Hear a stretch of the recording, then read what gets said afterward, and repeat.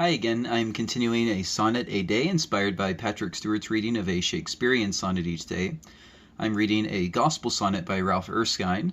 We're now in Chapter 3, Section 2, Faith's Victories over Sin and Satan through New and Farther Discoveries of Christ, making believers more fruitful in holiness than all other pretenders to works.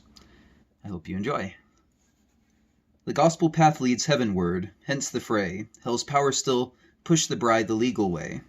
So hot the war, her life's a troubled flood, a field of battle, and a scene of blood.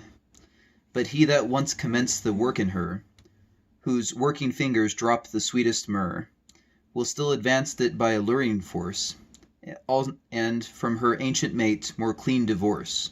Since 'tis her antiquated spouse the law, the strength of sin and hell did on her draw. Piecemeal she finds hell's mighty force abate, by new recruits from her almighty mate. Fresh armor sent from grace's magazine makes her proclaim eternal war with sin. The shield of faith, dipped in the surety's blood, drowns fiery darts as in a crimson flood.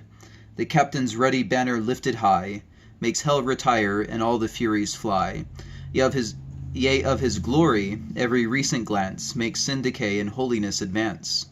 In kindness therefore does the heavenly Lord renewed discoveries of his love afford, that her enamored soul may with the view be cast into his holy mold anew. For when he manifests his glorious grace, the charming favor of his smiling face into his image fair transforms her soul, and wafts her upward to the heavenly pole, from glory unto glory by degrees, till vision and fruition shall suffice. And thus in holy beauty Jesus' bride shines far beyond the painted sons of pride, vain merit vouchers and their subtle apes, in all their most refined delusive shapes. No lawful child is ere the marriage born, though therefore virtues fain their life adorn. The fruit they bear is but a spurious brood, before this happy marriage be made good. And 'tis not strange, for from a corrupt tree no fruit divinely good produced can be. But lo, the bride, graft in the living root, brings forth most precious aromatic fruit.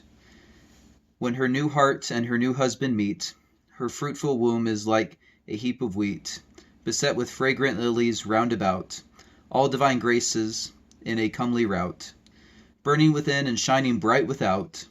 And thus the bride, as sacred scripture saith, when dead unto the law through Jesus' death, and matched with him, bears to her, God and Lord, accepted fruit, with incense pure decord, free from law debts and blessed with gospel ease. Her work is now her dearest Lord to please, by living on him as her ample stock, and leaning to him as her potent rock. The fruit, and each law-wedded mortal brings, to self accresces as from self it springs. So base a rise must have a base recourse. The stream can mount no higher than its source. But Jesus can his bride's sweet fruit commend, as brought from him the root, to him the end. She does by such an offspring him avow, to be her Alpha and Omega, too. The work and warfare he begins, he crowns, though maugre, various conflicts ups and downs.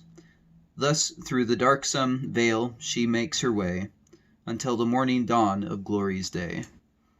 Hope you have a good rest of your day. Thanks for listening, and Lord willing, I will see you next time.